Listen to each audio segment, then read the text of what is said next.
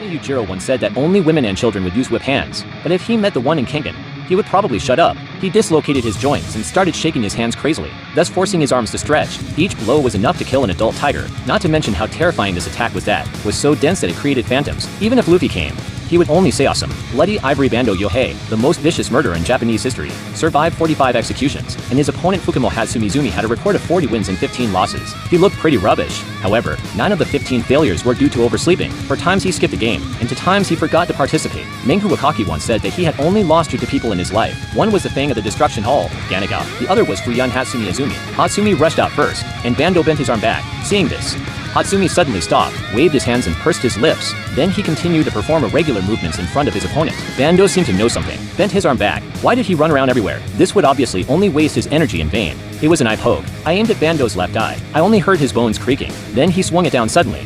Huh? What? That was. The audience outside the field was a little confused. The place where Hatsumi was standing just now exploded.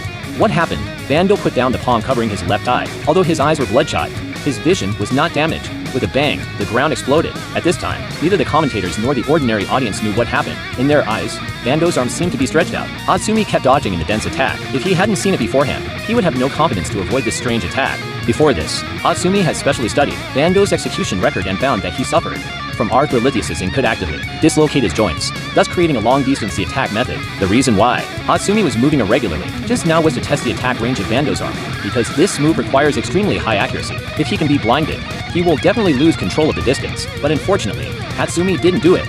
This was a major mistake, and because he was moving quickly, it really consumed a lot of his physical strength. Bando swung his arms and kept approaching. Hatsumi suddenly jumped back. He forced himself to stay calm, and wanted to see the direction of the opponent's attack. Beads of sweat slid down his cheeks. 左をかなり